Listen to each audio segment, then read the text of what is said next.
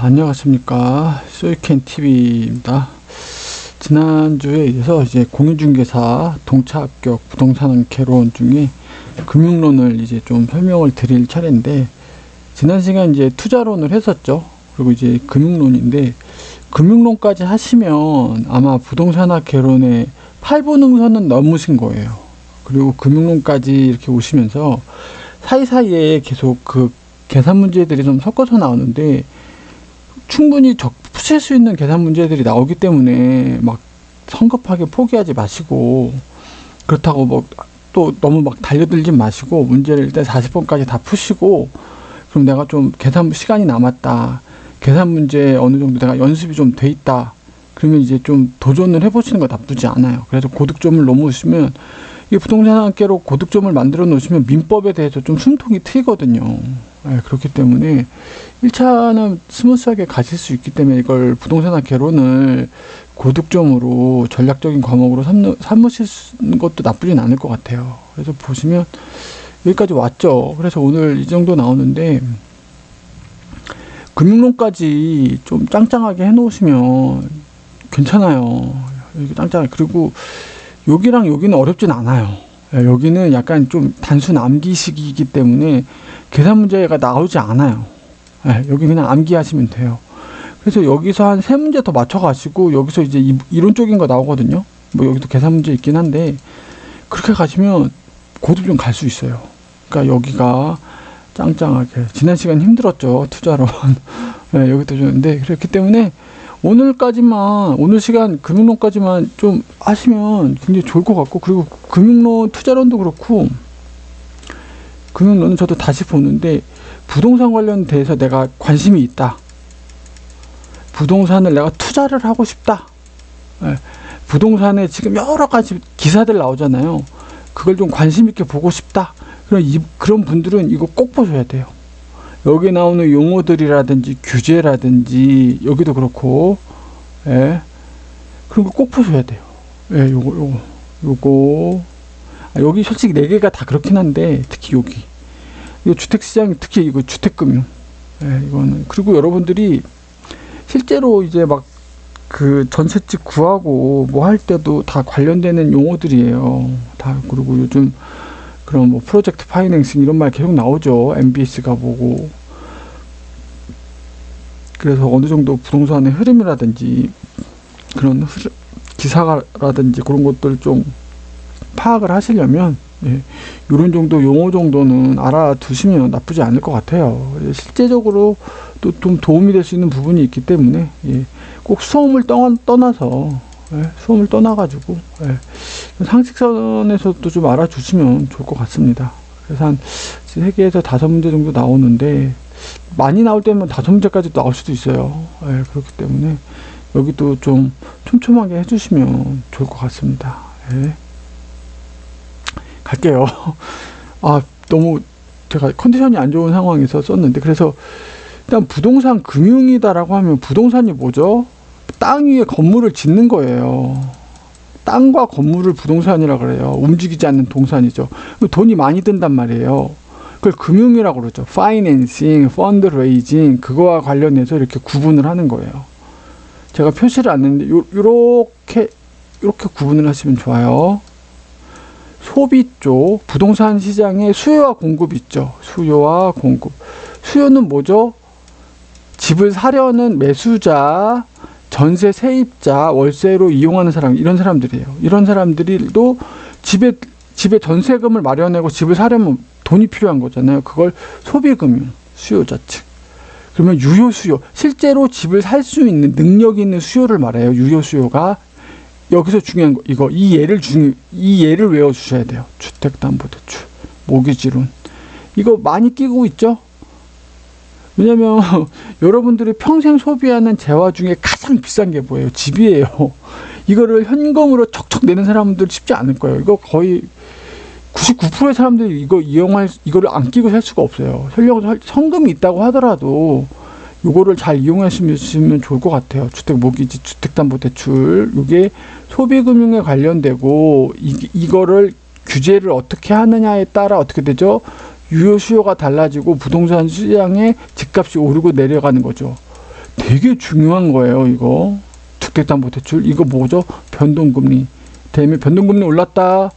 이자 보이니까 이게 줄어들겠죠. 그래서 개발금융은 공급자. 공급자는 누구예요? 주택을 공급하는 사이드예요.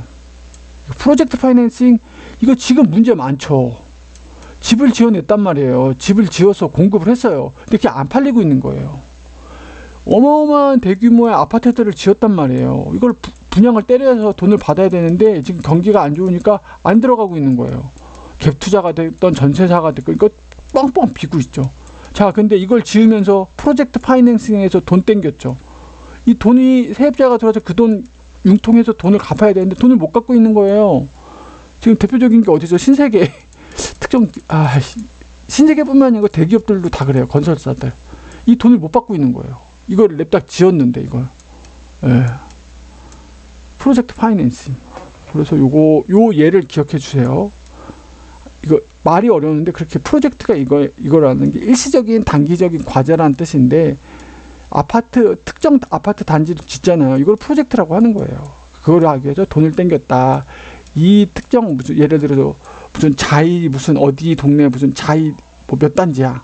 그게 프로젝트인 거죠. 그 단지를 짓기 위해서 돈을 땡겼다. 파이낸싱 했다. 이런 뜻이에요. 그래서 소비와 개발, 소비와 공급 측면의 금융이 이렇게 있다. 이거 문제 나올 수 있어요. 이거 객관식으로. 이 예를 주고 소비금융이냐 개발금융이냐 구분할 수 있어야 돼요. 이 제목을 보고. 그리고 이거 두 개. 지분은 뭐라고 했죠? 지분, 내 거, 내 돈, 자기 자본, 지분 같은 말이라고 했죠? 주식, 신디케이트, 사목 홍보, JV가 조인트 벤처, 리츠 펀드. 이거는 꼭 암기해 주세요. 이건 시험에 나와요. 예.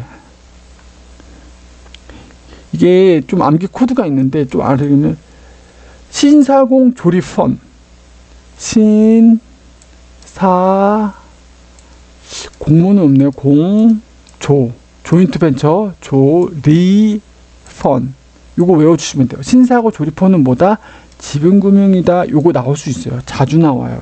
요건 문제 내기 좋죠. 딱 개수도 많고. 부채금융, 부채 뭐죠? 남의 돈, 레버리지, 타인 자본 같은 말이라고 그랬죠. 이런 용어에 대해서 이제 익숙해지셔야 돼요. 똑같은 의미를 얘네들이 말을 조금씩 바꾸거든요. 그거에 대해서 익숙해지셔야 돼요. 타인 자본 조달한 거다. 저당 잡혔다. 채권이다. 주택상환산채다. AB, MBS 여기 나오죠. 신탁. 이걸 하나 외우시고 그 위에는 부채금융이다라고 외워주시는 게 편하죠. 신사공 조립fon을 외우시고 이거 외는 부채금융이다 이렇게 해주시면 좋을 것 같고, 메자닌이라는 애들가 있어요. 메자닌이 어떻게 된 거냐면 건물이 이렇게 있어요. 1층, 2층인데 1층과 2층 사이에 점유지대가 있어요. 그걸 메자닌층이라 그러거든요. 그냥 섞었다 보시면 돼요. 혼합형, 전환사채, 신주 인수권부 사채인 놈이 주식처럼 변할 수 있는 거예요. 그렇게 생각을 해주면 돼요. 그래서 여기서 중요한 건 특히 얘는 꼭 해주셔야 돼요. 신사공 조립폰 얘는 꼭 해주시고, 특히 얘네 둘 구분하는 거, 이게 제가 지문으로 나올 수 있어요. 예. 지분금융이냐 부채금융이냐. 그래서 부동산 금융은 크게 5가지로 나뉘는데 두 개 이렇게 나눈다 보시면 돼요. 수요, 공급, 내 거, 남의 거, 그리고 섞은 거. 그렇게 해서 5개로 해서 요게 한 세트로 문제가 나올 수도 있다. 그리고 제일 중요한 건 얘다. 그렇게 보시면 되고요. 이제 이게 여러분들 내용은 그렇게 어렵진 않은데 실제 부동산 시장에서 큰 변수예요. 정말 부동산 투자자들도 그렇고 실제 직구하는 이 대출 규제, 이게 부동산 시장을 뒤흔들려. 예, 이게 정부가 이렇게 해가지고. 그래서 LTV, DTI 뭐 이런 거 꼭 알아두셔야 돼요. 이거는 꼭 시험에 나온다고 보시면 좋고, 그리고 시험에 꼭 넘어서더라도 부동산에 대해서 내가 관심이 있고 실제로 뭐 내가 주택담보대출 할 때 꼭 적용되는 내용이기 때문에 좀 보시면 좋을 것 같고, 주택담보대출 이거 소비금융이라고 그랬죠. 집을 사거나 그렇게 할 때 드는 파이낸싱이죠. 주택 경기 조절 중요하죠. 자기 주택 소유를 확대하죠. 예, 이거 모기지론을 확대했다 하면 뭐 해야 되는 거예요? 유효 수요가 늘었죠. 유효 수요가 늘었다는 거 뭐죠? 자기 주택 소유가 확대됐다는 거죠. 예, 그래서 주택담보대출 금리가 낮아졌다. 그러면 싼 가격에 싸게 그 주택 관련된 대출을 동원할 수 있고 그 돈 가지고서 주택을 구매할 수 있다는 거죠. 예. 정부의 정책금융 역할 이거 가지고서 하죠. 금리, 대출 규제 조정 큰 변수입니다. 이건 항상 예의주시하셔야 돼요. 그래서 주택 도시 기금이라고 있어요. 두 가지예요. 지금 주택담보대출 이건 일반적인 개인 은행권 개인과 은행권은 이렇게 해갖고 이쪽에 정부가 이렇게 개인 은행권에다 정책을 하는 건 이거는 정부가 실질적으로 기금을 조성해서 하는 거예요. 여기서 국장이라고 하는 건 국토교통부 장관을 말하는 겁니다. 허그라고 있어요. 주택도시보증공사에 위탁해서 운용을 하는 거예요. 주택도시기금이라고 여기서. 예. 그래서 국민주택 규모의 그 주택에 적용이 되는 거죠. 그래서 주택에 이런 게 자금을 지원을 해줘요. 그래갖고 여러분들 이거 자격이 되시면 적극적으로 이용해 보시는 거 좋아요. 은행권보다도 굉장히 자격만 되면요 더 좋아요.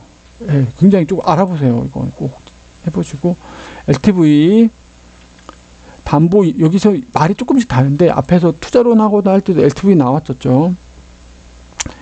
담보 가치 예 융자 가능 이거를 이렇게 말이 좀 어려운데 그래서 아파트가 10억짜리예요. 이게 담보 가치죠. 근데 얘가 대출을 얼마 했어요? 5억 했어요. 그러면 10분의 5, 50%다 LTV가 50%다 이렇게 생각하시면 돼요. 너무 어렵게 생각하지 마세요. 예, 아파트 총 가치에서 그중에 대출 얼마 꼈다, 뭐 대출 비율 이렇게 보시면 돼요.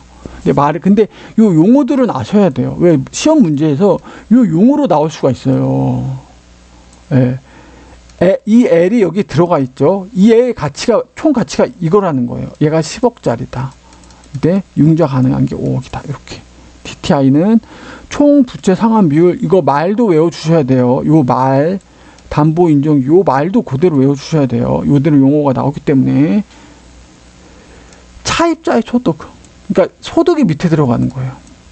그리고 최대 돈을 빌렸을 때 상환을 하잖아요. 저희가 그 상환하는 그 소득과 상환하는 금액의 비율을 나타내는 거예요. 너 이 돈을 껐어. 너 1억을 껐어. 그래서 1억을 꺼가지고 원리금으로 원금 플러스 상환하는 액이 얼마야. 근데 네 소득으로 이게 감당 가능해? 요런 느낌인 거죠. 그래서 이 두 가지를 가지고서 이 두 가지가 뭐죠? 어디예요? 소비금융 얘기하고 있는 거예요. 소비금융. 너 이거 자격 갖춰야 돼. 이거 자격 갖춰야 대출이 나오는 거예요. 예. 그래서 이 비율을 올리고 내리는 거에 따라서 이 소비금융이 달라지고 유효 수요가 달라지고 그래서 어떻게 되는 거예요?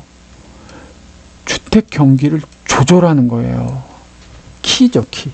예. 이걸 꼭 아시면 돼요. 그래서 이거 규제를 강화한다. 어떻게 되는 거죠? 규제를 강화했어요. LTV랑 DTI를 규제를 강화했어요. 그럼 어떻게 되는 거예요? 유효 수요가 줄어드는 거예요. 유효 수요가 줄어들면 어떻게 되죠? 주택 경기가 침체되는 거죠. 집을 사려고 안 하게 되는 거예요. 예. LTV를 낮춘 거 뭐예요?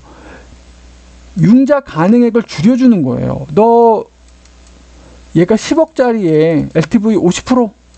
5억까지 땡길 수 있었단 말이에요. 근데 얘를 낮췄다 하면 뭐예요? 30% 낮췄다. 3억까지밖에 못 땡기는 거예요. 그 2억 어떻게 돼요? 자기 돈으로 메꿔야 된다는 거예요. 그럼 옛날에 5억이면 5억 동원하고 5억도 해서 10억짜리를 샀는데 지금 어떻게 된 거예요?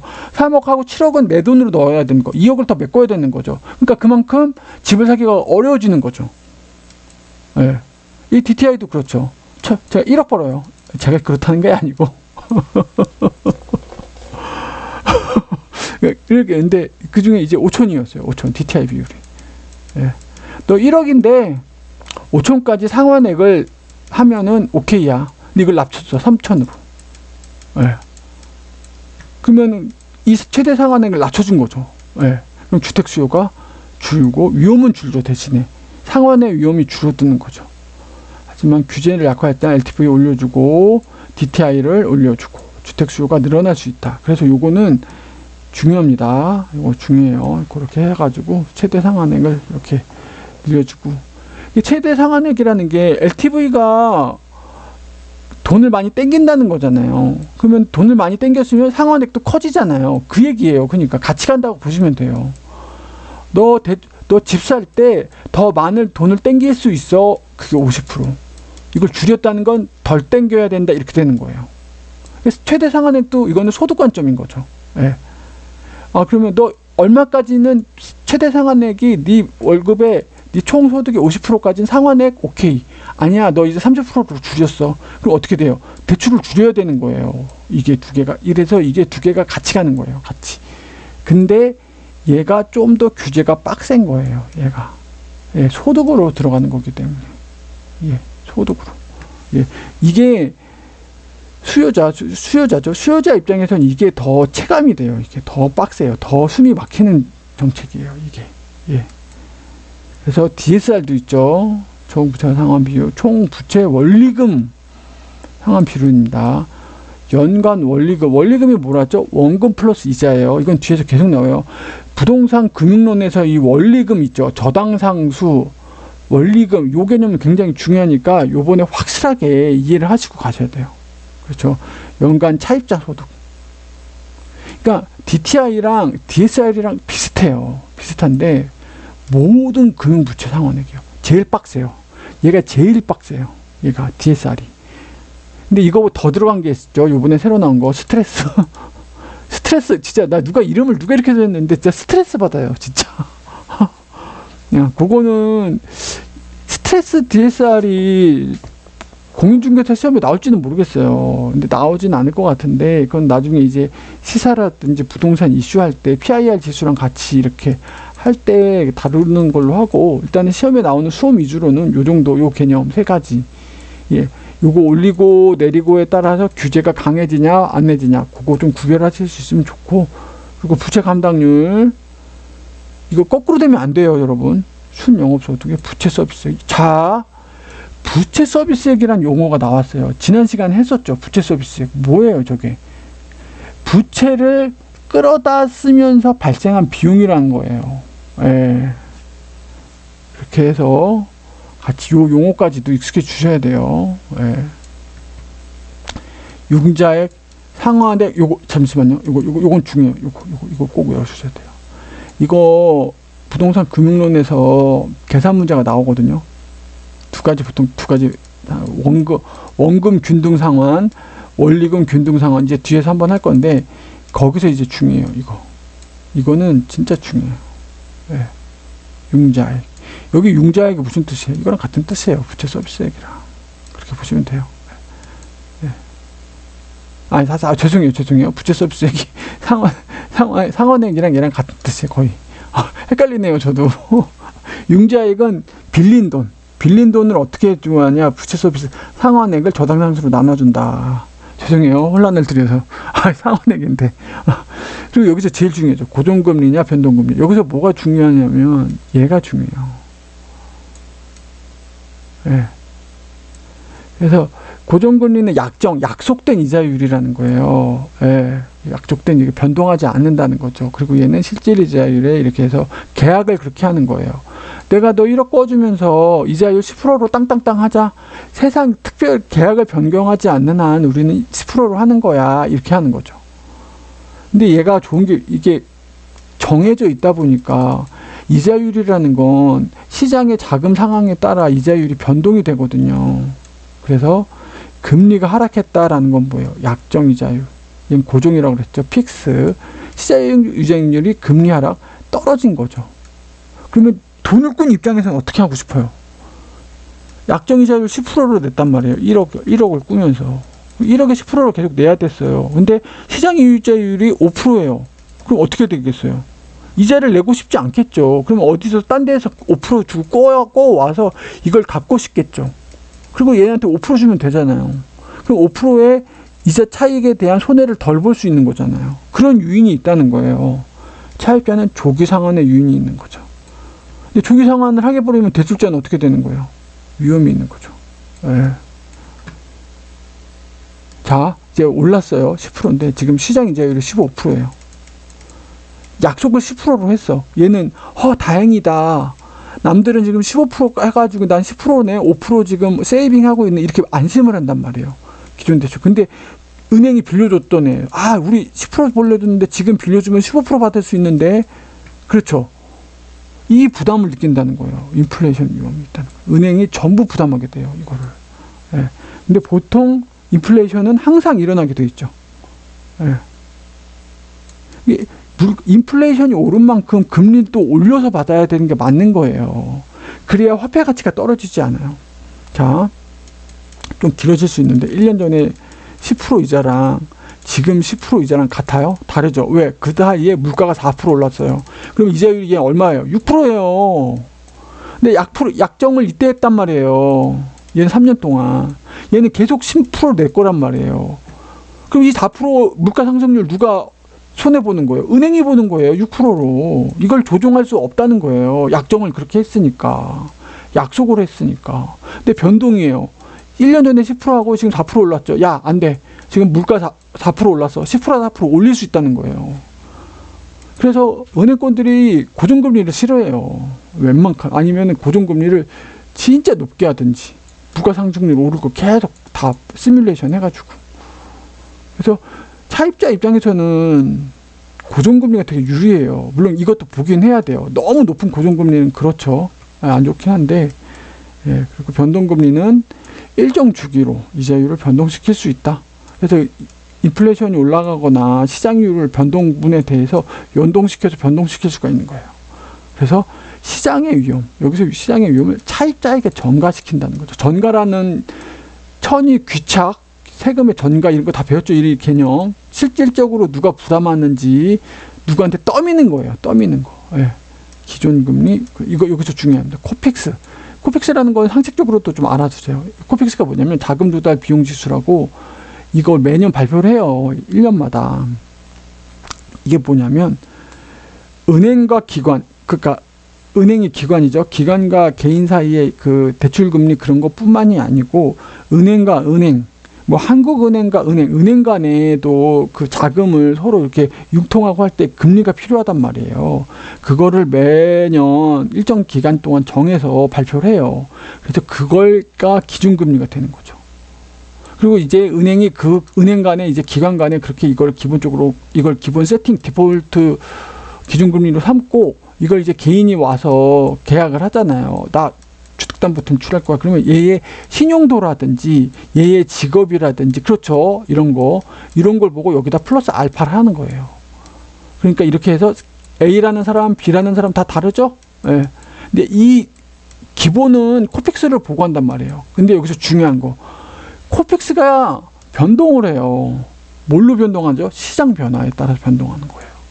어쩌면 대한민국 전체적인 자금 사정이 안 좋아졌어요. 돈이 귀해졌단 말이에요. 그럼 어떻게 되죠? 금리가 오르죠. 그럼 코픽스가 오른 거예요. 은행과 은행 사이에 기관 사이에도 돈을 주고받을 때 이게 비싸게 주고받아야 된다는 거예요. 개인의 영향을 받는 게 아니고 시장에 따라서 코픽스가 바뀐다는 거예요. 그러니까 변동금리가 나한테만 그 금리가 올라. 이거는 요거죠. 요거에 의해서. 근데 변동금리가 전체적으로 올라. 이게 오른 거예요. 이게. 예, 이거예요, 이게.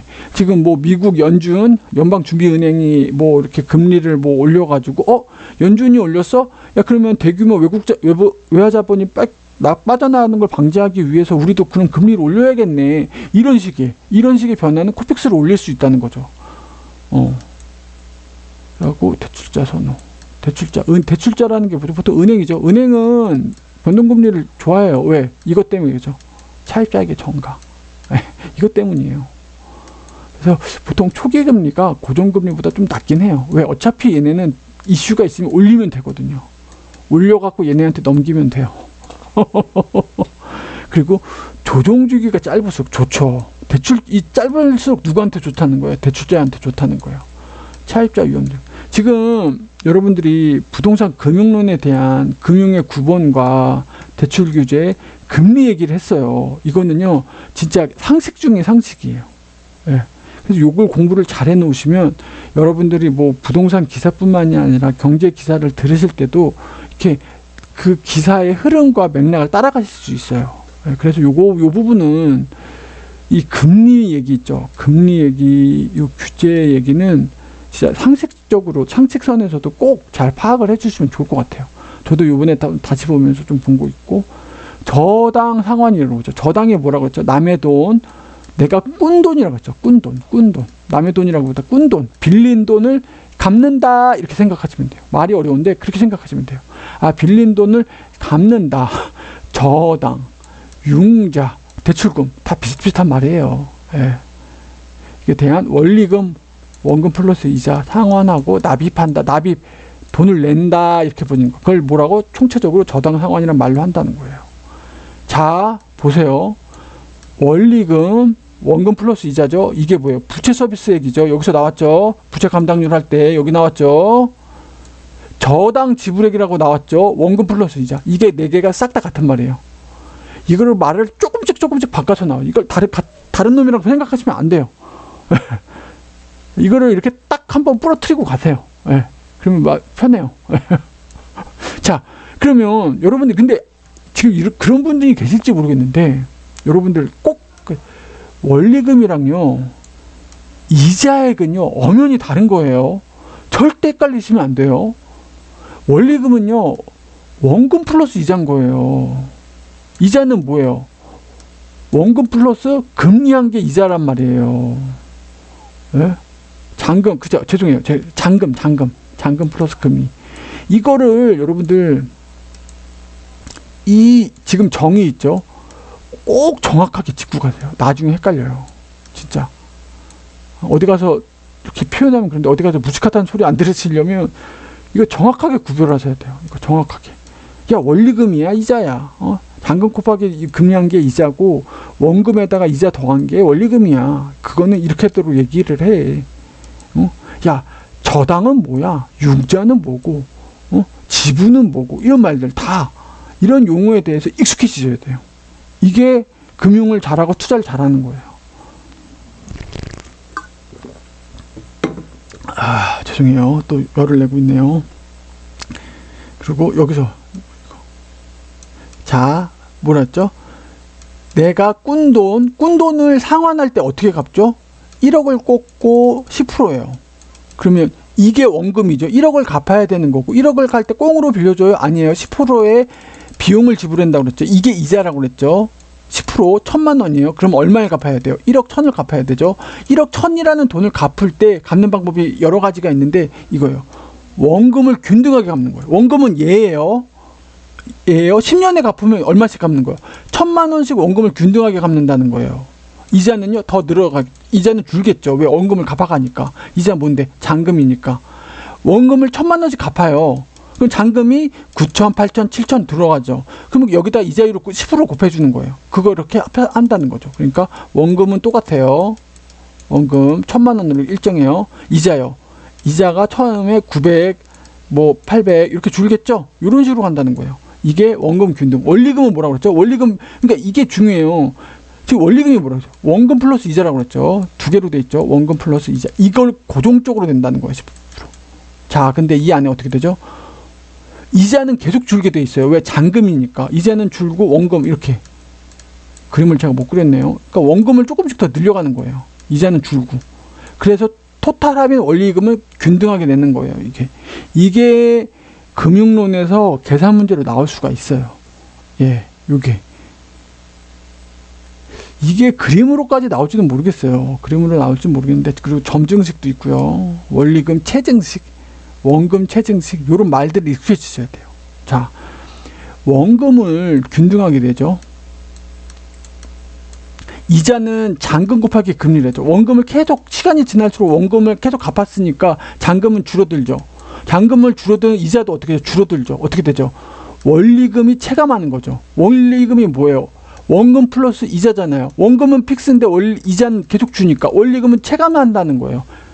이해되셨어요, 이거? 말을 그렇게 줘요. 자, 원리금은 균등하죠. 원리금은 균등이죠. 토탈 내는 게 이렇게 균등하다는 거예요. 자, 그럼 어떻게 되죠? 이자는 계속 줄어요. 왜? 돈을 계속 갚잖아요. 원리금이 갚아가니까. 원리금 안에 원금이 있으니까. 근데 이게 일정하다 그랬죠. 이자는 주니까 뭐가 늘겠어요? 원리금 일정하게 되니까 원금은 늘겠죠. 그래서 뭐예요? 원금 체증식이에요. 말장난인데 이게 문제 나온다고요. 이게 문제가 이렇게 나와요. 점증식은 뭐예요?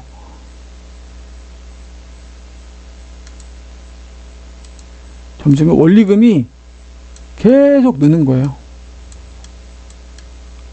원금 균등 아니죠. 원금 균등 아니고 원리금 균등 아니에요. 그냥 원리금이 계속 크는 거예요. 네. 자, 근데 여기 이자는 계속 줄겠죠.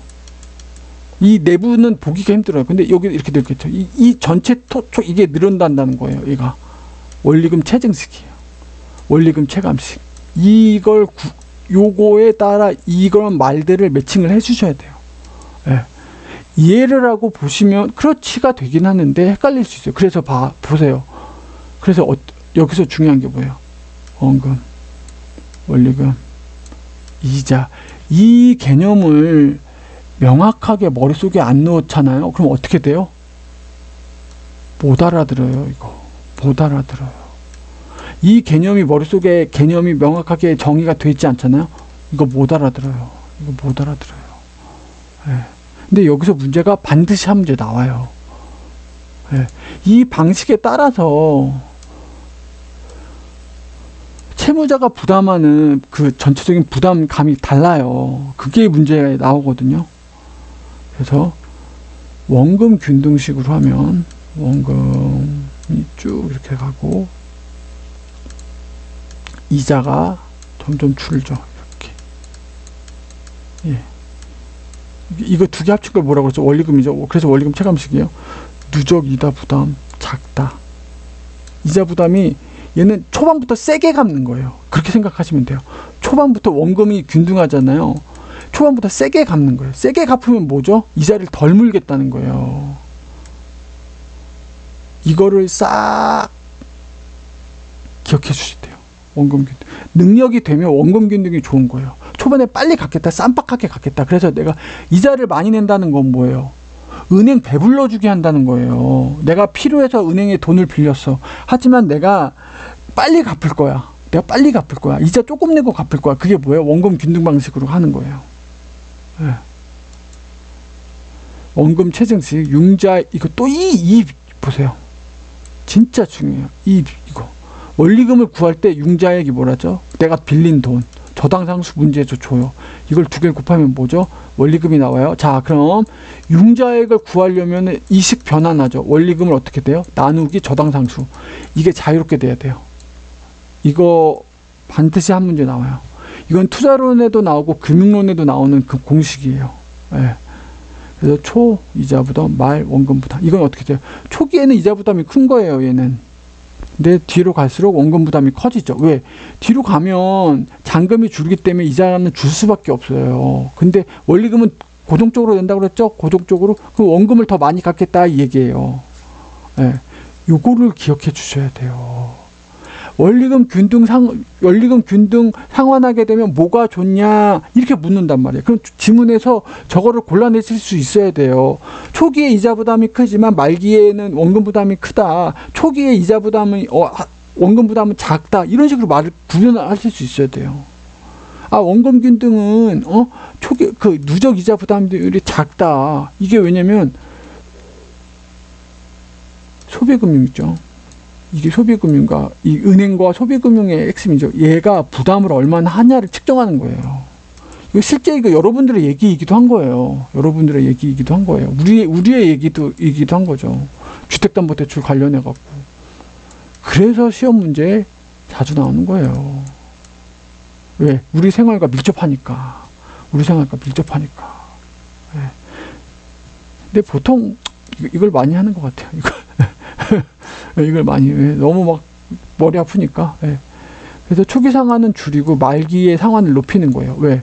원리금 조금 내고 원리금을 뒤에 많이 내죠. 이건 당연히 그림이 이렇게 되잖아요. 원리금. 예. 그래서 이건 젊은 근로자 신혼부부들한테 좋은 거죠. 이분들은 젊을 때 이제 소득이 높지 않으니까 이제 진짜 연차가 쌓이고 이제 대리승진하고 할수록 연봉이 높아지면 그때 이제 뒤에 많이 내겠다 이거죠. 그건 뭐죠? 누적이자 부담이 큰 거예요. 뒤로 갚을수록 누적이자 부담이 큰 거죠. 초반에 빨리 털면 뭐죠? 이자를 덜 내겠다는 거고, 뒤에 많이 갚겠다는 거고요. 그나마 그만큼 이자를 많이 뭉쳐가지고 내겠다는 거예요. 그렇게 보시면 돼요. 예. 그리고 여기서 문제가 하나 나오면, 원금, 원리금, 점증식 이 순서로 딱 배치를 해 놓으신 다음에 여기서 외워줘야 될 거 초기. 여러 가지를 물을 거예요. 제가 여기다 다 써놓진 않았어요. 초기 상환, 부등으로 봤을 때 얘가 많이 하는 거예요. 당연히 그랬죠. 초기 상환하고. 초기 총 부채 상환 비율, 총 부채 중을 상환하는 비율, 얘가 그거예요. 원금 균등. 이 두 개 빼잖아요. 이 두 개 빼잖아요. 나머지는 이 두 개 빼잖아요. 나머지는 다 부등호 반대예요. 그렇게만 기억하세요. 초기와 관련된 애는 뭐다? 얘예요. 얘. 얘는 빨리 갚겠다는 거예요. 초기 상환하겠다. 초기 총부채 상환을 많이 하겠다. 예. 초기면은 이렇게 된다는 거예요. 그 이외의 경우는 다 이거예요. 예. 그거 한번 기억해 주세요. 요거 객관식으로 나올 수 있어요. 자주 나와요.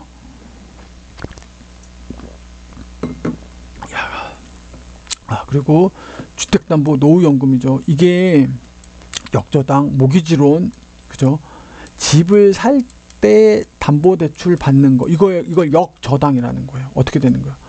집을 맡기고서 연금을 받는 거예요. 연금. 이거 누구예요? 노후예요, 노후. 이런 프로그램이 있어요. 저는 이거 나쁘지 않다고 생각해요, 개인적으로. 저는 이거, 그리고 실제로 유튜브나 이런 거 보시면 50세, 60대 되면 집 한 채는 있어야 된다라고 주장하시는 분들이 이것도 강조하세요. 예. 어차피 집 한 채 있으면서 국민연금만으로 안 되니까. 그리고 저 CEO 아는 형이 있다고 그랬죠. 이거 벌써 이 형 CEO죠. 돈도 많죠. 40살에 이미 이거 생각하시고 계시더라고요. 이거. 예. 진짜. 예. 주택 소유하고 만 55세 이상이에요. 내가 무슨 조그만 빌라 하나 가지고 있어. 이제 55세 와이프랑 저랑 이제 나이 이제 회사에서 나왔어. 회사는 여러분들의 인생을 책임져 주지 않죠. 갑자기 대동남이 나오네요. 기요새끼 얘기 약간 이때쯤 나온 거예요. 55세까지 회사에 있으면 진짜 오래 있는 거죠. 그 전에 나오시게 될 거예요. 국민연금 이슈 많죠. 근데 이제 이 빌라 한 채, 이걸 담보로 하는 거예요. 그리고 내가 한 달에 얼마씩 받겠다. 예. 한국 HF, 한국주택금융공사에 신청하는 거예요. 예. 그러면 얘네가 언더라이팅 심사를 해요. 이거 얼마짜리구나. 그러면 뚝뚝뚝뚝 계산기 두드려가지고, 이 구축빌라는 연금으로 한 달에 얼마씩, 100 얼마씩 드릴 수 있어요. 이렇게 한단 말이에요. 예. 그리고 이거를 상환도 가능해요. 상환. 예. 상환도 가능하고, 상환을 못하면 이제 이쪽에서 처분을 하는 거긴 해요. 예. 그래서 얘네가 저당권을 얘네가 잡고 신탁 방식이에요. 이런 식으로요. 근데 이게 되게 중요한 게 뭐냐면, 이게 자격 요건이 이렇잖아요. 만 55세이다 보니까 굉장히 이분들에게 굉장히 제너러스하게 계약을 해줘요. 진짜 이런 상품이 없어요, 여러분들.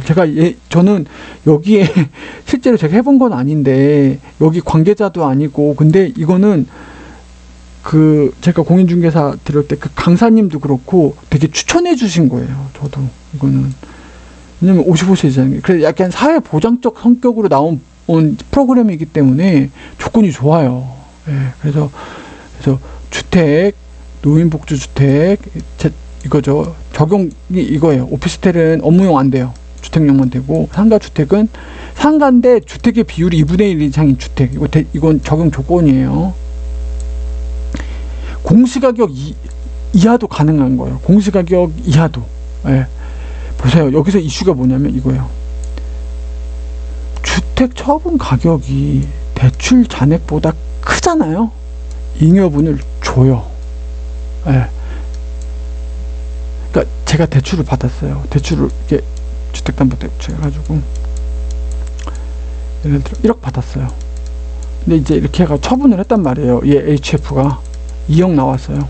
1억을 준단 말이에요. 이런 게 어딨어요. 이런 게. 더 중요한 거. 더 중요한 거.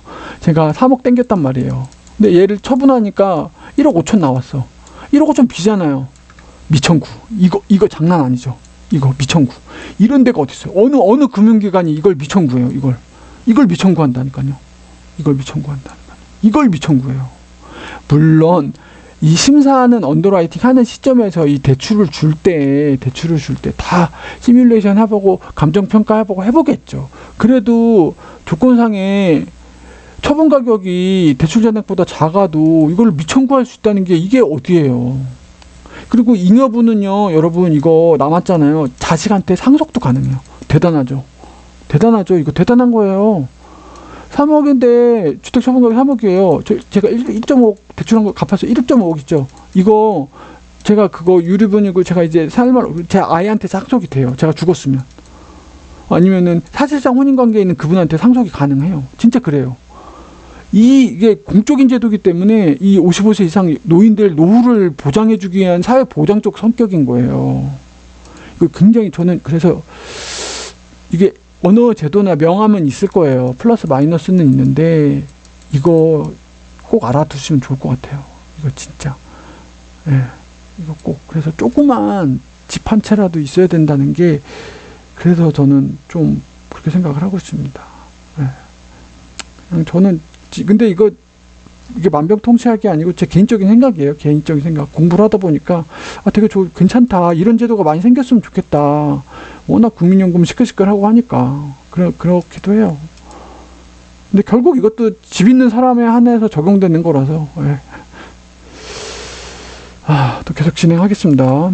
이게 프로젝트 파이낸싱. 이게 말이 어려운데 프로젝트가 단기의 과제라고 보시면 돼요. 단기 과제. 파이낸싱 돈을 땡겼다. 이렇게 보세요. 예를 들어서 특정 아파트 브랜드라고 하는데 A 아파트, 신도시 A 아파트 이거 예를 지어요. 아파트 대규모 단지 무슨 신도시 이렇게 해가지고 막 지어요. 이거 지을 때 꽁으로 짓나요? 어마어마한 돈이 많이 들죠? 이 돈 공사비라고 할게요. 공사비 안에 부지 구입비, 인테리어비 온갖 그 돈 어디서 하는 거예요?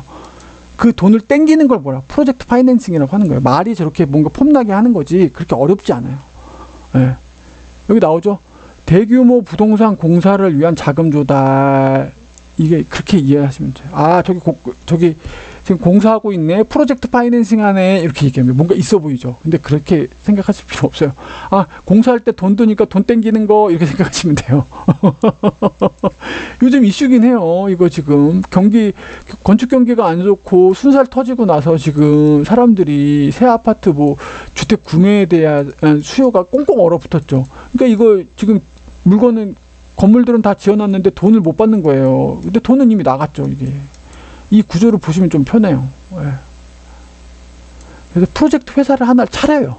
그러니까 여러분들이 소위 알고 있는 이런 건설사들 있잖아요. 예? 얘들이 직접 하는 것도 있는데 예를 들어서 프로젝트 파이낸스 예를 들어 신도시의 A 아파트 그러면 이거를 전담하는 조그만 자회사를 하나 만드는 거예요. 그게 뭐예요? 프로젝트 회사 특수 목적 회사라고 해요. 특수 목적 회사. 이 목적을 위해 단발로 생겨진 회사 특수 목적 SPC라고 해요. 이거 페이퍼 컴퍼니 또 너무 안 좋은 의미고 그렇지 않아요. 그냥 특수 목적 회사예요. 그거랑 달라요. 페이퍼 컴퍼니 아니에요. 그래서 얘가 이 대규모 공사 진두지휘하는 거고 얘가 누구예요? 책임을 얘가 지는 거예요. 이게 중요해요. 책임을 얘가 지는 거예요. 이게 중요해요. 프로젝트 파이낸싱에서 중요한 게 이거예요. 무슨 건설사, 대기업, 이거 얘 아니에요. 물론 전혀 관계가 없는 건 아닌데 얘예요. 얘가 완성이 되고 끝나잖아요. 얘는 사라지는 애예요. 왜? 목적이 뭔데? SPC, 특수 목적 회사예요. 얘는 설립 자체가 쟤와 함께 태어났고 저 완공과 함께 사라지는 애인 거예요. 네. 그래서 얘가 금융기관과 그리고 얘가 시공사 밑에 뭐 있죠? 시행사가 있죠? 이게 같이 있죠? 지금 이게 문제예요. 항상 원주 주고 계약 주고 얘가 또 주고 원가 낮추기 위해서 막 부실한 자재 쓰고 막 이게 왜 원가가 이렇게 터니까. 근데 얘가 책임 주체인 거예요. 얘가 금융사. 얘가 돈을 땡기죠. 다 돈 땡겼죠. 얘가 돈 땡긴 걸 얘한테 주는 거예요. 자, 지어. 자, 지어. 자, 나 신도시 어디에 이러이러한 아파트 줘서 몇 세대 할 거고, 그래서 나 분양가 이렇게 해서 이 정도 사업 규모로 할 거야. 그래, 알았어. 돈 줄게. 이걸 보고 얘한테 돈을 주는 거예요. 이걸 보고.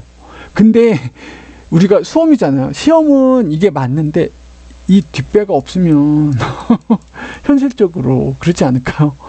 근데 이걸 본다고 하셔야 돼요. 죄송해요. 예. 그래서 이거 사업성을 보고 이 금융기관은요, 이 사업성을, 얘 SPC 특수목적의 사업을 보고 돈을 이렇게 자금 펀드레이징 해주는 거예요. 그리고 부외 금융, 부가 장부 밖의 금융이라는 거예요. 원모회사 있죠. 이거 외의 금융이라는 거예요. 원사업자 장부의 금융. SPC 명의로 차입하는 거예요. 모든 책임 누구죠? 얘가 하는 거예요. 얘 명의로 돈을 땡긴 거예요. 원 회사가 돈을 땡긴 게 아니에요. 그래서 부의 금융이라는 표현을 하죠. 이 용어 외우셔야 돼요. 지금 이거 객관식으로 나와요. 이거 지금 다 객관식이에요. 이거 프로젝트 파이낸싱 설명으로 틀린 거 하고 이거 객관식으로 나와요. 예. 부의 금융, SPC 상환 책임 누가 있죠? SPC예요. 모든 책임 누가 있죠? 얘한테 있는 거예요. 예. 책임을 얘한테 똘똘 뭉치기 위해서요. 원 회사가 여차하면 이렇게 표현하면 그런데, 얼마 전에 눈물의 여왕 나왔죠. 거기 모수리 씨랑 아들내미 나오죠. 그거 보면 전 이 프로젝트 파이낸싱이 생각났어요. 이게 말이 되나? 모수리 씨가 있고 그 남편, 그 아내, 그 아들이 있는데 얘를 대표로 세웠단 말이에요. 얘가 통해서 퀸즈 그룹을 먹었단 말이에요. 근데 얘가 정신 못 차리고 자꾸 막 자기 원하는 대로 안 하니까 나중에 어떻게 하죠? 내치죠. 대표 갈아요. 그러니까 얼굴만 약간, 그래서 이거랑 좀 다른 얘기인데 약간 그렇게 생각이 됐어요. 저는. 그래서 원사업자 미청구, 저는 일부러 제한할 수 있죠. 계약할 때 원래 이쪽에다 청구하는 게 원래 금지예요. 원래 그렇게 계약을 안 하는데, 그래도 이 사업성만으로 하면 좀 불안하잖아요. 금융기관 입장에선. 그러면 너희도 일부분 지불연대에 지불 보증해라. 요 정도는 걸긴 해요. 예. 솔직히 그렇잖아요. 너무 리스크한 거잖아요. 그리고 이 규모가 얼마나 크겠어요. 돈이 어마어마하게 드는 거죠. 이 금융기관 입장에서도 너무 뭐가 안전성이 배제돼 있으면 위험하니까. 그 에스크로 제도 있죠. 위탁계죠. 별도의 이걸 관리하는 금융기관이 있는 거예요. 이쪽에다 계좌를 하는 거죠. SPC 특수목적을 계좌에 두지 않아요. 돈을 약간 스위스 중립국 같은 아무도 노터치. 이걸 통해서 이제 뭔가 확인이 됐을 때만 돈이 들고 나가는 거예요. 네. 거기다가 이제 여기다 넣는 거죠. 그리고 여기 있는 돈은 함부로 못 빼요. 우선순위가 있어요. 네. 이 우선순위, 처분의 우선순위에 따라서 이게 돈이 나가게 돼 있어요. 네. 배당 순위도 그렇죠. 그렇게 에스크로 제도. 솔직히 저는 이거 전세권 설정 있죠. 이거 딴 얘기인데, 전세금. 이거 해야 돼요. 법적으로. 저는 법적으로. 근데 이게 문제가 뭐냐면 집주인들이 전세금 받고 돈을 굴리거든요. 딴 데 투자하고. 이걸 2년을 금고에다 넣고 하면 이거 그냥 금고 서비스잖아요. 그것도 또 이슈가 있긴 해요. 이거를 에스크로에만 넣고. 근데 물론 집주인과 이 세입자가 확인하면 일부를 갖다가 쓸 수 있게는 돼 있긴 한데, 어느 집주인이 이거를 전세 주면서 이걸 이렇게 번거롭게 하고 싶겠어요. 다음 세입자 오면서 그거 하고 폭탄 돌리게 되는 거죠. 또 딴 얘기네. 진짜. 고위험. 그래서 금리가 높아요, 얘가. 그렇겠죠. 사업성만으로 하기 위해. 현금 흐름을 분리시킨 거죠.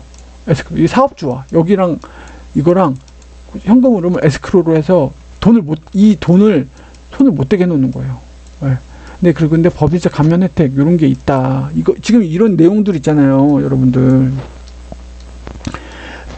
프로젝트 파이낸싱의 설명으로 틀린 거, 맞은 거 지문으로 나올 수 있기 때문에 다 알아두셔야 돼요. 네. 그리고 위험, 시공사. 이거 위험 관리라고 했죠. 위험을 떨어뜨리는 거예요. 왜냐면 얘가 지금 프로젝트 파이낸스 이슈 난 것처럼 리스크하단 말이에요. 부동산 경기, 그때 당시에 금리 상황, 부동산 침체, 정부 규제, DTI, LTV 규제에 따라서 얘가 안 팔릴 수도 있고 위험하단 말이에요. 부실로 될 수 있단 말이에요. 그런 위험 때문에 관리를 해야 된다. 시공사는 어떻게? 책임준 공각서 쓴다. 대출 보증한다. 그리고 해당 그 사업에 대해서 포기. 너 나가. 시공사 너 나가. 그럼 뭐예요? 시공사 A 못해? 나가고 시공사 B로 바꿀 수 있다는 포기각서예요. 아니야, 나 계속 들러붙어 있는 게 아니에요. 시공사 A가 못할 것 같잖아요. 그럼 SPC가요, 얘 쫓아낼 수 있게 하는 게 표현이 이런데 포기각서 등을 쓴다는 거예요. 자, 그럼 시행사 부지담보. 어마어마하게 큰 아파트 짓고 있죠. 이 부지를 가지고 땅을 가지고 담보할 수 있다는 거예요. 담보신탁, 질권 선정한다. 이런 내용들 위험 줄이는 거라고 해석해 주셔야 돼요. 요거 매핑해가지고 자금 관리. 시행사는 자기자금 투입 비중 확대. 자기자금이에요. 그렇죠. 너도 피를 섞어. 이거죠. 시행사 너도 피를 섞어. 우리 한 배에 타는 거야. 얘도 지 돈이 들어가면 함부로 지을 수 없겠죠. 반드시 분양해야겠죠. 미분양 뜨면 안 되겠죠. 한 배를 타는 거죠. 제3자 신탁, 에스크로 이거. 그러니까 이건 거의 필수니까.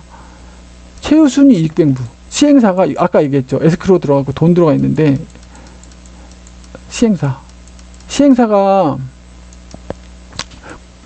SPC가 물론 얘는 돈을 땡기고 어떤 사업 전체적인 그 책임이 있다면 실제로 공사를 하고 시행하는 건 이제 얘잖아요. 그래서 얘가 네가 돈을 제일 나중에 받아.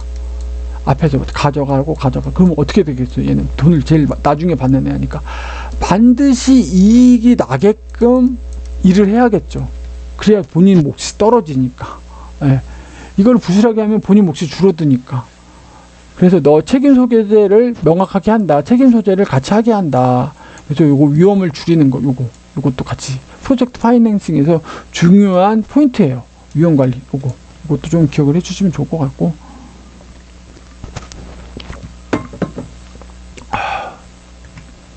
그리고 리츠 부동산 투자회사 했습니다. 지금 이게 뭐 어려운 개념들이 막 나오는 것 같은데 너무 어려워하지 마시고.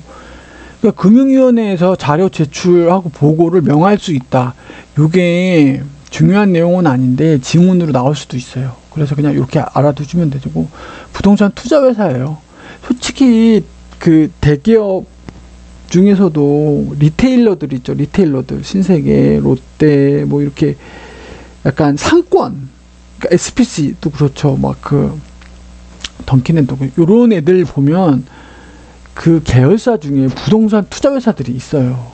예, 그래서 그 투자회사들이 얘를 쇼핑몰로 쓰는 게 나은지, 마트로 쓰는 게 나은지, 아니면 그냥 숙박시설 만들어갖고 호텔 지어갖고 하는지 나은지를 검토를 해요. 예. 그래갖고 그룹 전체적으로 어떻게 이 땅을, 부동산을 어떻게 운영하는 게 좋은지 하는 회사들이 있긴 있어요. 예, 그런 것도 있고. 근데 여기서는 대기업 부동산 투자회사를 얘기하는 게 아니고, 그렇게 대기업에 속해 있지 않지만 그런 투자회사들도 있거든요. 그거에 대해서 좀 구분을 하실 수 있어야 돼요. 예. 그래서 다수의 투자자 개미들이죠. 주식을 발행합니다. 그래서 이렇게 요 부동산 투자하면 어떻게 되죠? 대규모 돈이 필요한 거예요. 이걸 조성한다 그러죠. 조성. 이걸 어떻게 조성하는 거예요? 이 조그만 애들 주식. 자금을 모집하는 거죠. 그 다음에 너 지분율대로 요거 수익을 주는 거죠. 10% 이렇게. 예. 그걸 누가 한다? 투자한다. 자, A라는 부동산 투자 있어. 모여라! 이런단 말이에요. 모여라! 야, 5천억짜리야. 모여. 그럼 나 1,000만원 얼마씩 막 태운단 말이에요. 그래서 얘가 수익이 나죠. 분양 때리고 뭐 해서 막 분양한단 말이에요. 이 5천억짜리가 나중에 이제 1조로 됐어요. 두 배 뛰기 한 거죠. 그럼 이 지분율에 따라서 2배를 이렇게 주는 거죠. 이거를 진행하는 데가 어디다? 부동산 투자회사다. 여기도 이제 지분금융, 이거 중요해요. 지분금융, 직접 투자예요? 아니죠. 간접 투자죠. 왜? 리츠를 통해서 투자자가 여기 있고, 리츠를 통해서 부동산 투자가 들어가는 거예요. 얘가 껴있잖아요. 리츠가. 그래서 간접 투자인 거예요. 그리고 소액 투자죠. 개미들이니까. 이렇게 표현해서 제발 나쁘게 듣지 마세요. 표현이 그런 거예요. 그냥 소액 투자다. 그리고 지분, 내 돈을 늘리는 거잖아요. 주식, 내 돈 늘리는 거잖아요. 예. 지분식의 금융이라는 거죠. 분산 투자. 주식으로 들어갔죠. 세제 혜택이 있어요. 그러니까 부자들은요, 여러분들 초식이 여러 개예요. 이것도 하고 저것도 하고 되게 초식이 여러 개. 이게 그러면서 뭐 받죠? 세제 혜택 또 받죠. 이것도 또 딴 데로 세면 안 되고 얼른 진행할게요. 양도 많은데.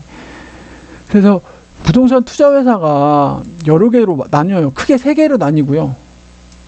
얘한테 위탁을 주는 식으로 나옵니다. 자기관리 투자회사. 실제로 A라는 회사가 직원이 있는 거예요. 그리고 이 회사가 직접적으로 부동산 투자 이 여러 가지 물건들을 관리해요. 그러니까 관리해야 되니까 상근 임직원이 있는 거죠. 그리고 여기서 펀드레이징 실제로 돈을 운영을 해요.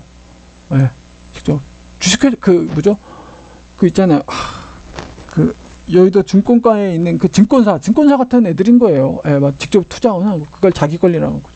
위탁 관리 있고 자산 관리 회사에 위탁해요. 기업 구조 조정 리츠가 있어요. 이 애들은 뭐예요? 자산 관리 회사에다가 넣는 거죠. 얘한테 이거 맡겨줘. 그러니까 구조가 어떻게 되면 투자자 리츠 있죠. 이렇게 하는 거죠. 보통 이게 부동산 투자죠.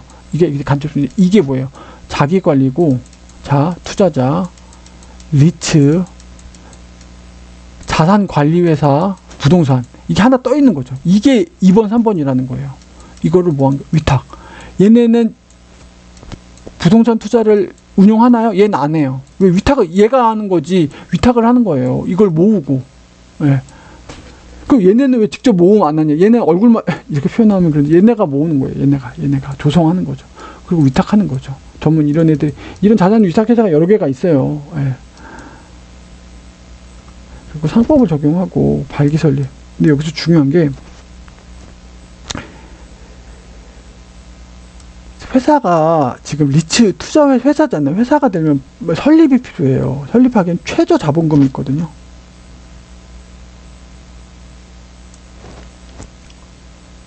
그리고 설립 자본금이 있어요. 그러니까 설립 자본금, 최저 자본금이 있어요. 설립할 때는 돈이 그렇게 많이 안 들어요. 그래서 자기 관리는 5억, 2, 3번. 위탁 관리, 기업 구조 조정은 3억. 3, 5. 얘는 직접 자기가 해야 되니까 한 2억 정도 더 많이 들어간다고 보시면 돼요. 뭐 설립 자본금. 자, 설립할 때 설립이 뭐예요? 회사를 처음 런칭할 때 법인 신고해서 탈 때 그때 요 정도라는 거예요. 자, 최저 자본금 뭐예요? 자, 얘는 70억, 50억 이상이라는 거예요. 요거 숫자 기억해 주셔야 돼요. 이거 설립 자본금은 3, 5고요. 최저 자본금은 50, 70억이에요. 이 정도 돈은 자본금으로 해야 된다는 거예요. 예. 설립 자본금과 최저 자본금 차이 있는 거 아시죠? 예. 그 구별을 해 주셔야 됩니다. 그래서 위탁 관리 요 애들은 뭐예요? 지점 설치 금지예요. 이건 금지. 너는 위탁한다고 했잖아. 자산관리 회사에 위탁하는 애잖아. 그러니까 지점 있으면 안 돼. 본사만 있는 거예요. 직원 고용하지 않아요. 상근인은 없죠. 예. 자기관리 5인 이상 상근이에요. 자산은. 왜? 자기관리 뭐예요? 직접 하잖아요. 직접 투자 운영하니까. 이거 요원들이 필요해요. 5년 이상 경력의 간평사랑 중개사. 석사 이상은 3년. 요거 나올 수 있어요. 요거 지문으로.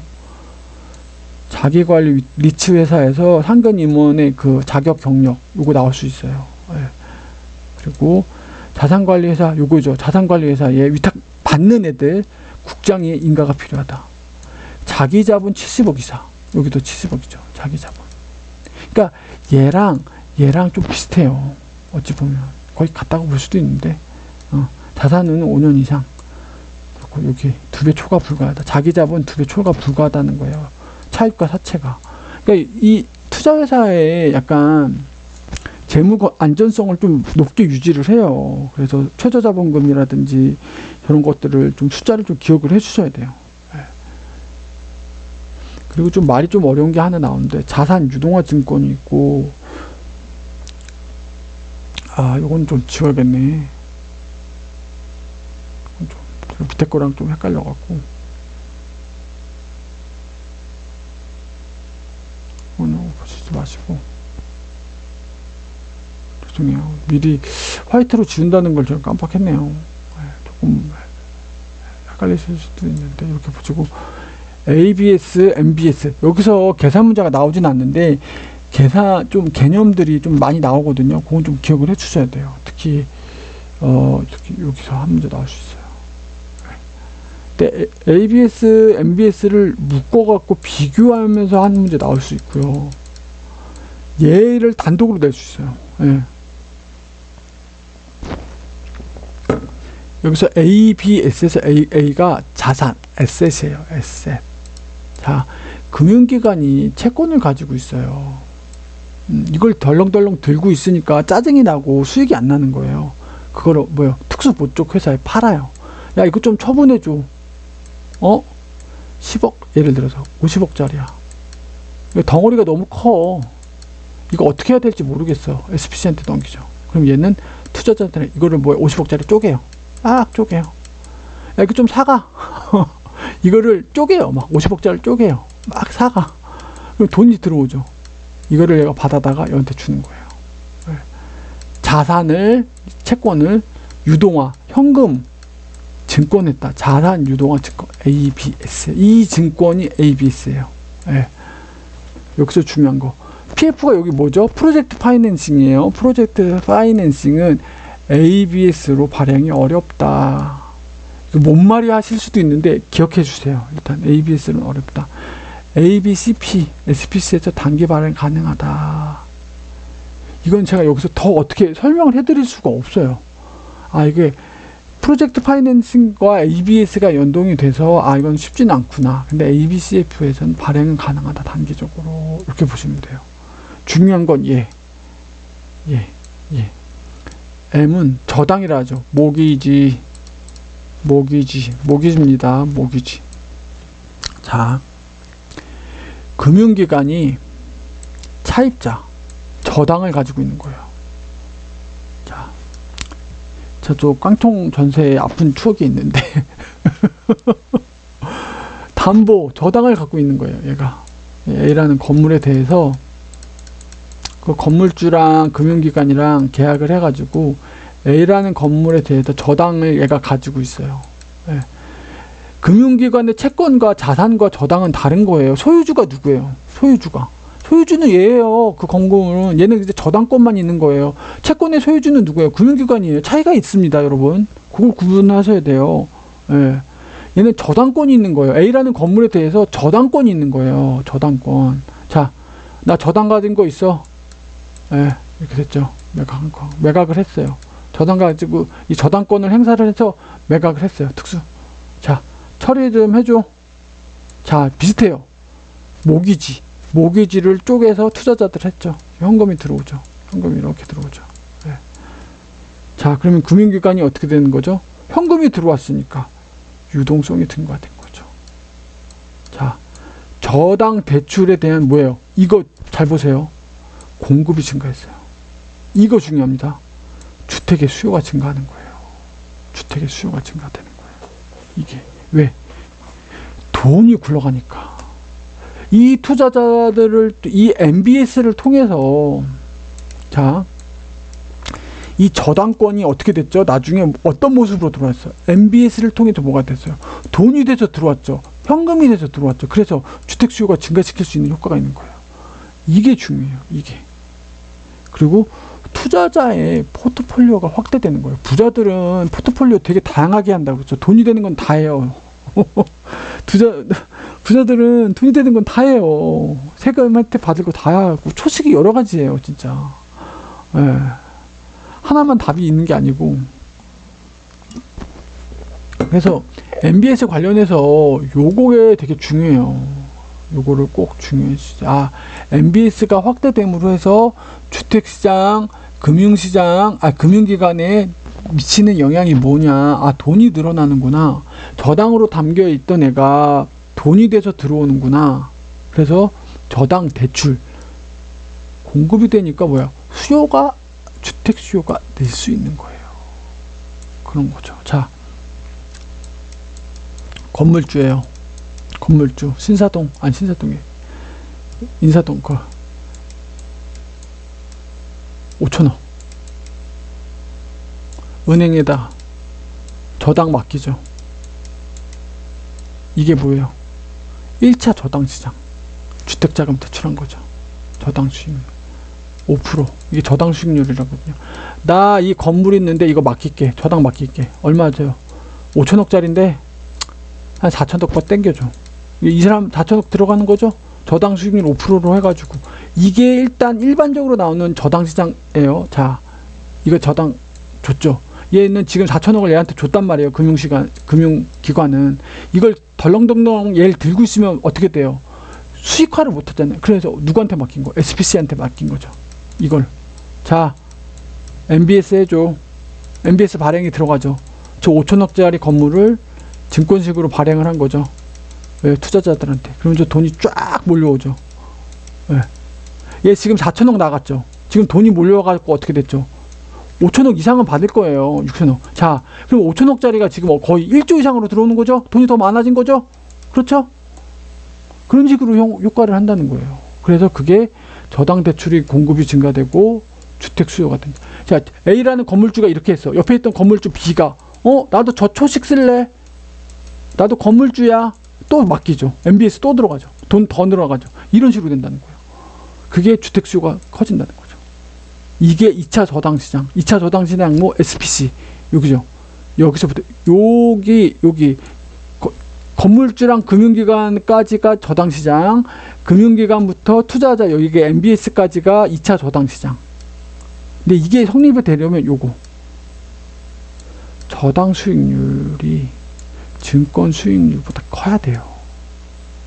커야 돼요. 네. 자, 이게 굴러가려면 이렇게 돼야 된다는 거예요. 왜 그러죠? 저당 수익률은 누가 받는 거예요? 금융기관이 받는 거죠. 누구한테? 건물주한테 10%를 받았어요. 이걸 그냥 들고 있어도 그러면은 그 건물주한테 매년 10%의 이자를 받는단 말이에요. 금융기관은. 근데 자기는 현금화를 하고 있어. 유동화를 하고 싶어. SPC에 맡겼죠. 맡길 때 어찌 보면은 저당 2차 저당 증권 수익률 얼마를 줘야 돼요? 10% 이상 주면 돼요? 그럼 미치는 거잖아요. 10%보다 언더로 줘야죠. 당연히 5%, 6% 이렇게 줘야죠. 그래야 얘가 유동화해서 주죠. 유동화하는 수수료로 5%를 준다는 얘기인 거예요. 그래서 이 얘기가 나오는 거예요. 이거 암기하셔야 돼요. 이거 암기. 너무 더럽게 했네요. 예, 일단 이거 지우시고. 이거 채무자 아니고 채권입니다. 예. 그래서 이 조건이 나오는 거예요. 예, 이거 꼭 기억해 주시고. 그리고 여기서부터는 그냥 암기. 그래서 MBS를 저 안에서 저렇게 나누긴 해요. 지분형은 뭐죠? 내 돈. 예. 지분형 MPTS. 이거 영어로 된 요것도 외우셔서 주셔야 돼요. 채권형 MBB, 본드, 혼합형 MPTB, CMO. 이거 해서 한 문제 정도 나올 수 있어요. 구분하는 걸로. 예. 그래서 이거 보셔야 돼요. 소유권이 원리금 수취의 원리금이죠. 원리금 이자 받는 애가 누구고 소유권이 누구냐 이렇게 묻거든요. 요거 보셔야 돼요. 투.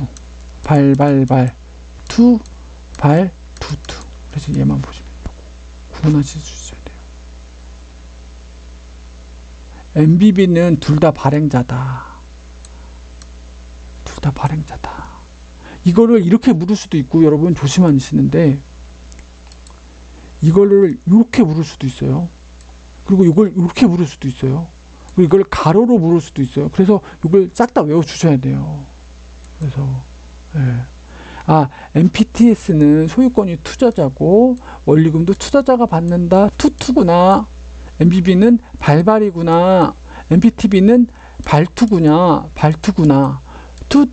발투 이렇게 외워주시면 돼요. 자, MPTS 이거 앞에 거를 이걸 외워주시고 투 MBB 발발 그 밑에 다른 애들 두 개 뭐죠? 발투 이게 뭐예요? 소유권 원리금 이자 받는 애들 이렇게 외워주셔야 돼요.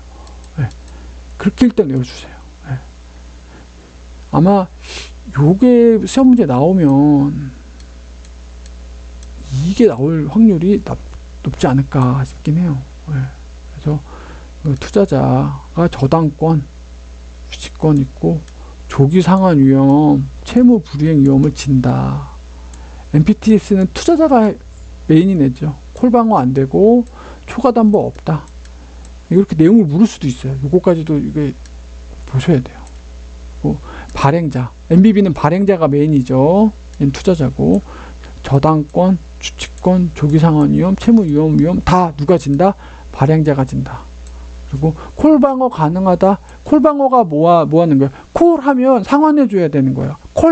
내가 콜 때리는 시점에 한다는 거예요. 조기상환. 예. 초과 담보 제공 가능하다. 만기 보장하면서 콜방어가 가능하다는 거예요. 그 조기상환 콜했을 때 방어가 가능한 거예요. 얘는 MBB는 그렇게 보시면 되고, MPTB 그 두 개 합친 거 혼합형, 약간 메자닌 금융 같은 느낌이죠. 꼭 합치는 게 나와요. 쟤도 좋고, 쟤는 이런 쪽에서 좋아, 쟤는 A는 B는 저런 쪽에서 좋아. 꼭 섞는 애들이 나오죠. 꼭 그렇죠. 저당 채권 소유자, 발행자, 원리금 주치. 여기서는 설명을 길게 드릴 수 없는 게 약간 단순 암기예요. 어쩔 수 없고, 요거는 여러분들이 보시고 이런 특성들 있죠. 이런 애들의 그 영문에 대한 것들에 대한 특성들을 좀 외워가지고 가셔야 돼요. 그리고 투자자, 증권 투자자 이렇게 콜방어 할 수 있다. 이 정도로 좀 여기는 좀 간략하게 정리를 해봤어요. 설명을 제가 길게 드릴 건 없고, 그리고 계산 문제가 여기서 있을 수가 있는데, 그렇죠. 계산 문제. 이것도 풀 수 있는 계산 문제가 나와요. 어렵지 않아요. 오히려 투자론에 있는 것보다 쉬울 수도 있어요. 여러분들이. 그래서 원금 문제를 딱 보실 때 보셔야 돼요. 원금. 아까 얘기했죠. 그래서 원금과 원리금에 대한 정의를 정확하게 구분해 줘야 돼요. 원금 10억. 이거 문제로 할게요. 바로 문제 들어갈게요. 자, 5억 대출 받았다. 문제 줘요. 고정금리를 줄 거예요. 연후로. 대출기간 20년이다. 원금 균등 상환 조건, 매 기간 말.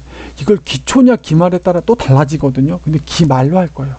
아무리 그래도 우리 부동산 개론에서 기초로 내지는 않을 거예요. 아마 기말로 할 거예요. 그래서 5회에 10회차 상환액을 구하라는 거예요. 상환액이 뭐죠? 여러분들, 상환액 갚아야 되는 돈이죠. 돈을 꾼 사람이 은행에 갚아야 되는 돈, 그게 뭐예요?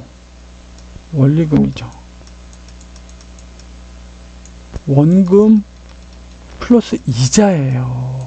이자. 그래서 상환액이라고 하면 원금과 이자를 구해 주셔야 돼요. 네. 그래서 원금 균등이라고 그랬잖아요. 5억에 대해서 균등하게 된다. 20년을 이렇게 해주세요. 그럼 매년 얼마를 내죠? 2,500만 원을 원금을 균등하게 낸다는 거예요. 원금을. 자, 근데 원금 상환액을 내라고 구한 거 아니죠. 상환액을 구하라고 그랬단 말이에요, 여러분들. 근데 문제에서 원금 균등액을 내라면 얘가 정답이에요. 근데 그렇게 안 내요. 문제를 그렇게 쉽게 안 내요. 1차적으로 안 내요. 자, 5회차 상환할 이자액이죠. 자, 5회차 상환할 이자액 대출금에서 균등 상환금 얼마를 냈죠? 5회차 냈죠. 5회차 내야 되니까 이제까지 몇 번 낸 거예요? 5회차 이제 내야 돼요.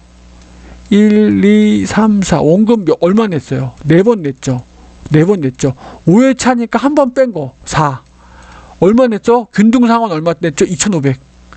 1억이죠. 1억에 자 그때 이자율. 이게 잔금이잖아요. 원금 균등에 대한 5회차 때의 잔금이에요. 잔금. 이때 이자율을 곱해주면 뭐예요? 이자가 나오는 거죠. 2천만 원. 자, 그러면 5회차 때 상환액 얼마예요? 2,500씩 낸다고 했고, 그때 이자 2,000 내서 4,500 나오는 거죠. 이렇게 구해주시면 되고, 10회차 똑같아요. 이것도 2,500 똑같고, 얘만 10회차니까 9를 넣어주는 거죠. 2,500 9 넣어주고, 이렇게 해서 1,375 나와줘서, 이렇게. 안 어렵죠? 안 어려워요. 어렵지 않아요. 어렵지 않기 때문에 왜요? 2개 구하라고 준 거예요. 네, 어렵지 않아요. 익숙해지시기만 하면 충분히 접근 가능해요. 네, 어렵지 않아요. 자, 원리금 균등 상환입니다. 여기서 얘는 문제가 좀 까다로워져요. 외울 게 많아요. 그렇다고 못 풀진 않아요, 여러분들. 얘는 순서가 중요해요. 자, 5억 대출했고요. 고정금리 3%를 줬고 대출기간 30년. 얘는 문제 이걸 줄 수밖에 없어요. 저당상수. 저당상수를 줬기 때문에 저당상수를 줄 수밖에 없어요. 여러분들 저당상수 나오는 공식 뭐죠? 여러분들 그 공식 꼭 외우시라고 하셨죠?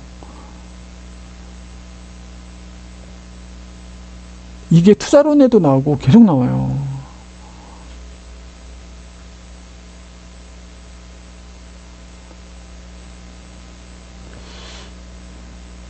그쵸. 원리금, 부채 서비스액, 저당, 원금, 이자 있고, 그쵸. 이거.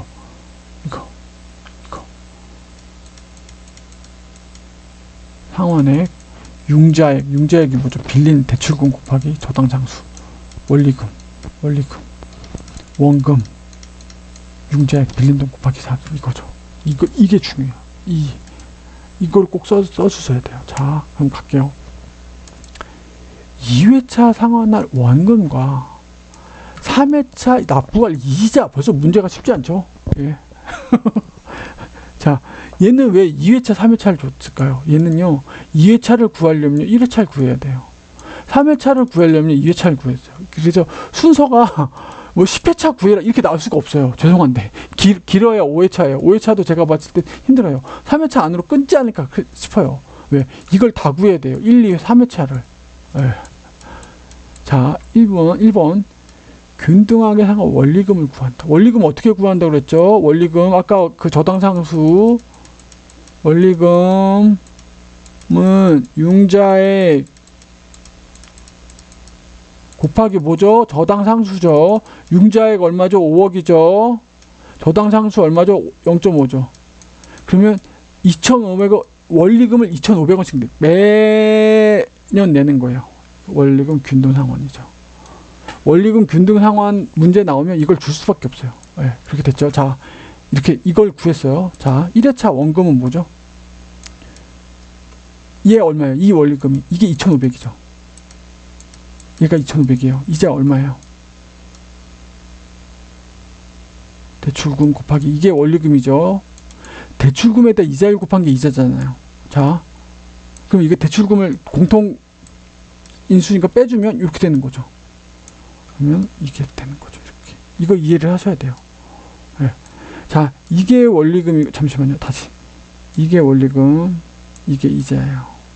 원리금에서 이자 빼면 원금 나오는 거 이해하셨죠? 그래서 아까 얘기했죠. 원금, 원리금, 이자 이 세 개를 명확하게 구분하셔야 돼요. 안 그러면 이 문제 도저히 풀 수가 없어요. 네. 원리금은 원금 플러스 이자니까 이자를 빼주면 원금이 나와요. 이게 대출금이니까 이렇게 해서 원금이 얼마예요? 1,000만 원이죠. 1회차 원금이 1,000만 원이에요. 자, 그러면 이자는 얼마라는 거예요? 원리금이 얼마니까 1,500이자는 거죠. 이자가 2회차 원금 어떻게 되는 거예요? 1회차 원금에다 1 플러스 R을 해주는 거예요. 3%니까. 2회차 원금 나왔죠.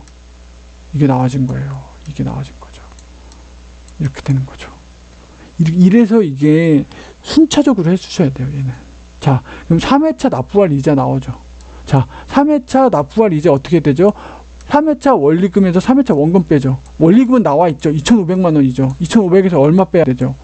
이게 2회차 원금이죠. 2회차 원금에서 1.03 곱하면 3회차 원금이죠. 이렇게 나오는 거예요. 이렇게. 어렵죠. 근데 못 풀진 않죠. 네. 이거 2개 구하시는 게 나아요. 이게 나을 수도 있죠. 근데 제가 출제위원이면 이걸 내지 않을까 싶어요. 네. 왜냐면은 부동산 금융론에서 어찌면 계산 문제로 낼 수 있는 어떤 종합적인 문제, 예, 왜냐면 원금, 이자, 원리금, 저당상수 이 개념을 전체적으로 싹 다 짜봐서 물어볼 수 있기 때문에 문제를 낸다면 얘가 되지 않을까 좀 싶어요. 그래서 요거는 이거 몇 번 문제 풀어보시고 패턴 익숙해지시면 못 풀 문제는 없어요. 그리고 제가 얘기했죠. 이건 분명히 3회차 언더로 날 거예요. 아무리 그래도 5회차 이상 갈 수가 없어요. 예. 이렇게 순차적으로 갈 수밖에 없기 때문에 길게 낼 수가 없어요. 누누이 얘기했죠. 계산 문제는 여러분들 어떻게 40번까지 문제 다 푸셔 놓고 시간 보시고서 트라이 하시는 거예요. 계산 문제 나오자마자 달려드시면 안 돼요. 첫 번째 팁 드렸고, 계산 문제는 40번까지 풀고 나서 푼다. 두 번째, 계산 문제 들어갈 때 이렇게 조건 주잖아요. 풀어야 되는 게 머릿속에 딱딱딱 그려지지 않잖아요. 바로 넘어가세요. 그럼 못 푸는 거예요. 이거 문제를 이렇게 줬는데 이렇게 이게 기계적으로 나와야 돼요. 풀이 순서가. 고민하시면 안 돼요. 네. 고민할 시간 없어요. 계산 문제 고민하시면 못 푸는 거예요. 풀어서는 안 되는 문제예요. 계산 문제 중에 트라이는 해보시는데 뭔가 까리한데 뭔가 이렇게 머릿속에 잘 안 나오는데 그러면 연습이 덜 된 거예요. 그거는 시도하시면 안 돼요. 다시 다음 계산 문제 가셔가지고 딱딱딱딱딱 이게 거의 그냥 기계적으로 쭉 이 풀이 과정이 나와야 돼요. 그래야 그 문제 풀 수 있는 거예요. 아셨죠? 그렇게 하시면 되고. 그래서 지금 보시면 지금 3개 남았죠. 얘는 묶어서 같이 하면 될 것 같아요. 얘는 좀 3개를 묶어서 할지 고민이에요. 그렇게 많지는 않은데. 그러면 이제 부동산 학개론 거의 마무리가 될 것 같고요. 예. 솔직히 어려운 고민은 8분 능선은 거의 넘으신 거라고 봐요. 금융론까지 하시면. 아마 여기까지만 잘 하셔도 합격 점수는 어느 정도 맞추실 수 있지 않을까 생각이 돼요. 그래도 사람 일이라는 건 모르기 때문에 이쪽도 탄탄하게 하시고, 그리고 왜냐면 여기를 왜 추천을 드리냐면 얘네가 안 어려워요. 얘네가 안 어려워요.